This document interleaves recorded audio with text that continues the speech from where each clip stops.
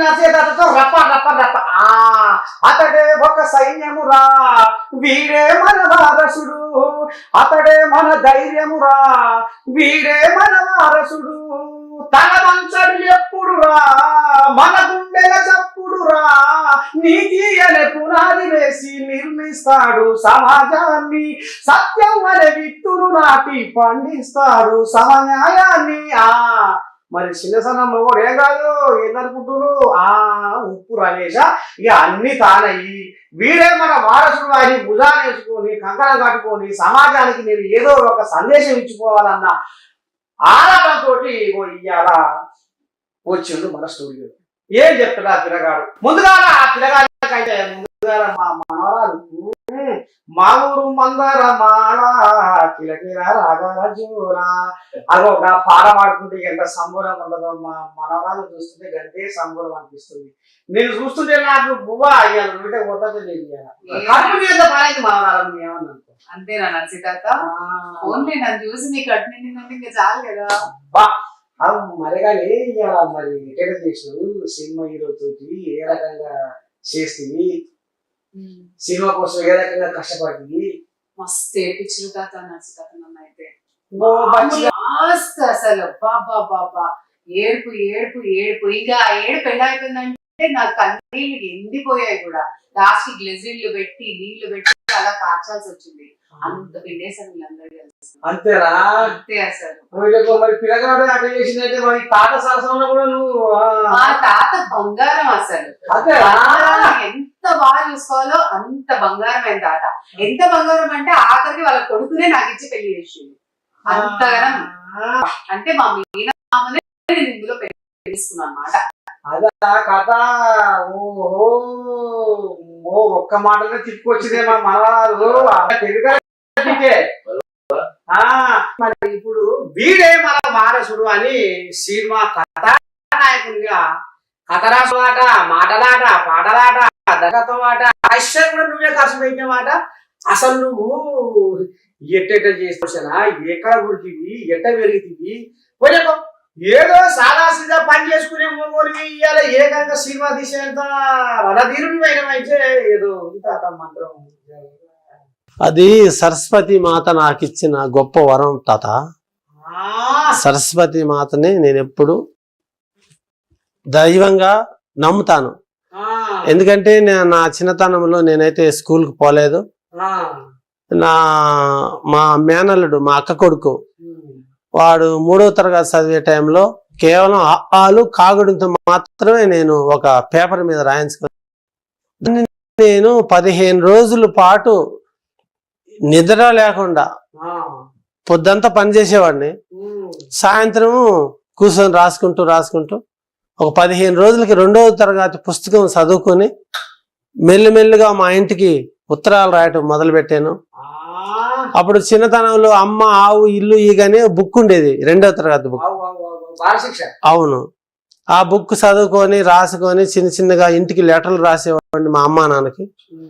రాసుకుంటూ ఒక లెటర్ రాస్తే తప్పులు ఉండేది, 2వ లెటర్లో కొంచెం బాగా రాసేవాడిని, 3వ లెటర్లో ఇంకా తప్పులన్నీ సరిదిద్దుకునేవాడిని. ఆ రకంగా రాసుకుంటూ ఇక నేర్చుకున్నాను.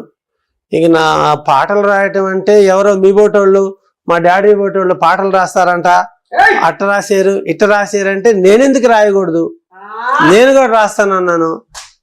ఇంకా రాసేసాను. ఇంకా మొత్తం అక్కడి నుంచి స్టార్ట్ చేస్తే ఎన్నో పాటలు రాశాను. ఊరి మీద రాశాను, కొంతమంది నాయకుల మీద రాశాను. రాయటం పాడటం మీలాగానే ఉంది భగవత్ దత్తం అది. ఎంత భగవంతుడు ఇచ్చిన వరం అది నిజంగా. కానీ మన ఒక మాట ఏంటంటే ఇప్పటిదాకా సీరియళ్ళల్లో సినిమాలలో బాగా నటించాం. మరి ఇప్పుడు వీడే మన వారసుడు అని మరి బచ్చగాంతో సినిమా తీసినాం. మరి ఇప్పుడు సినిమా రంగంలో హీరోయిన్ గా ఎదగాలంటే రాణించాలంటే టాలెంట్ అని ఉండాలి, లేకపోతే అదృష్టం అని ఉండాలంటారు మన. మరి ఎట్లా ఏది నమ్ముతున్నావు? నేనైతే టాలెంట్ ని నమ్ముతా. ఎందుకంటే అదృష్టం అయి ఉంటే వాళ్ళు నేను ఇండస్ట్రీకి వచ్చిన సంవత్సరంకో 2 సంవత్సరాలకు ఈ పాటికి తోపు తురుము అయిపోయేదాన్ని. దగ్గర నేను ఇండస్ట్రీకి వచ్చి ఒక 9 సంవత్సరాలు అయిపోయింది. సో చిన్న చిన్న అడుగులు వేసుకుంటూ వచ్చాను కాబట్టి టాలెంట్ అనే చెప్పాలి. మొత్తానికి వీడే మన వారసుడు అనే సినిమా నీకు అంటే నువ్వు ఎట్లా కథ చెప్పాలని నువ్వు ఏ రకంగా నీకు కడుపుల ఆ ఫీల్ వచ్చింది? ఎందుకు అంటే ఫస్ట్ థింగ్ ఇది ఈ కాన్సెప్ట్ మీకు చెప్పే ఉంటారు, లైక్ మేనరికం పెళ్లిళ్ళ వల్ల ఎలా ఇబ్బందులు పడుతున్నారు. మళ్ళీ ఈ కాలం పిల్లలు బయట సమాజంలో గొప్ప ఇంట్లో అంటే ఇప్పుడు పేరెంట్స్ అందరూ చాలా ప్యాంపర్ గా చేసుకుంటూ పిల్లల్ని పెంచడం వల్ల వాళ్ళు ఎలాంటి చెడుదారులు వెళ్తున్నారు, అన్ని కోణాల్లో ఉన్నాయి. కాబట్టి నా మటుకు ఈ మేనరికం పెళ్లిళ్ళ వల్ల ఎంత సఫర్ అయ్యారు, ఈమె ధనలక్ష్మి ఎంత బాధపడింది అనేది నాకు కళ్ళకు కట్టినట్టు వివరించారు. అది నా మనసుకి చాలా బాధ అనిపిస్తుంది. అంటే నిజంగా ఒకవేళ ఒక ఆడదానికి అలా జరిగితే అంటే పిల్లల విషయంలోనే జరుగుతుంది. సో అలా ఆమెకి కడుపుకోత ఎలా ఉంటుంది, ఎంత భరిస్తుంది, ఒక ఫ్యామిలీ అంతా ఎంత సఫర్ అవుతుంది అనే దాని మీద తీయడం వల్ల అది నాకు చాలా నచ్చి కనెక్ట్ అయ్యి అరే ఈ సినిమా చేయాలి. ఎందుకంటే మనకి ఇప్పుడున్న కాలంలో మనం సమాజానికి ఏదైనా వెళ్ళి చేయాలంటే లైవ్ లో ఏం చేయలేము. అట్లీస్ట్ ఇలాంటి మంచి సినిమాల ద్వారా మన యాక్టింగ్ ద్వారా జనాలకు ఒక మంచి అంటే సందేశం ఇస్తే వాళ్ళలో కూడా తెలుస్తుంది కదా అన్న దాని మీద నాకు ఈ సినిమా అలా నచ్చింది అనమాట.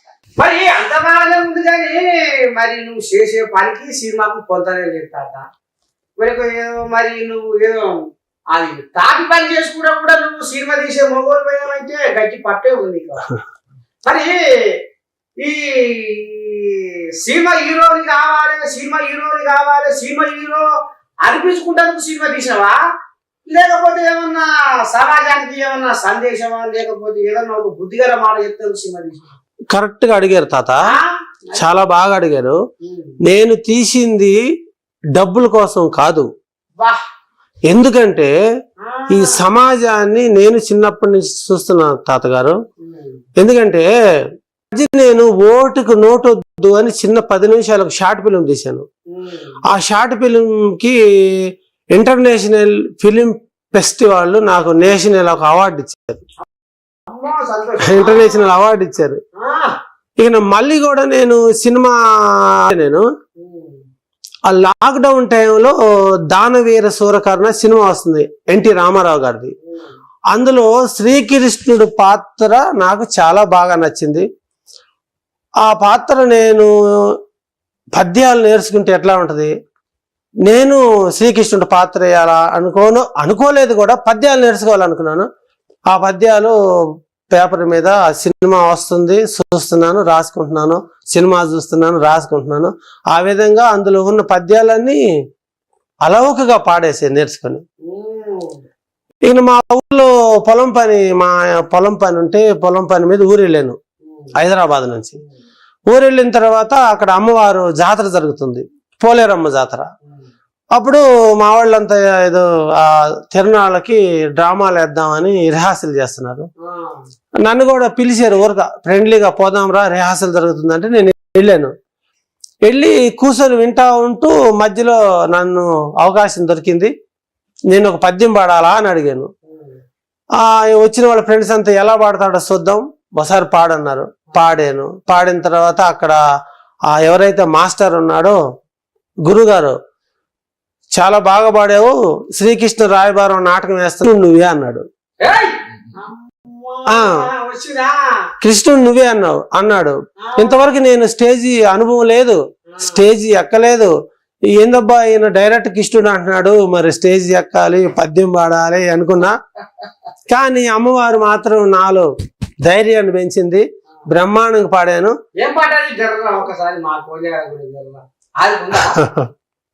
పాడతాను మీకోసం.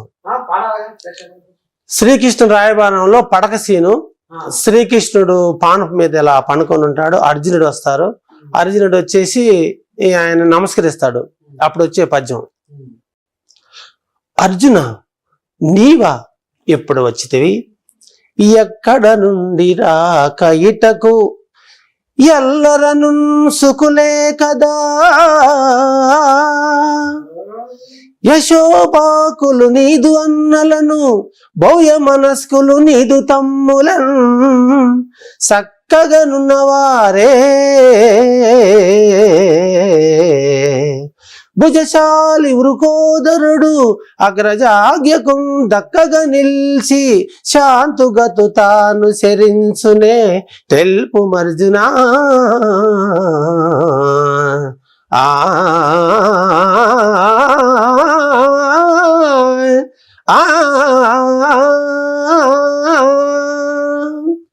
ఈ పద్యం పాడారు.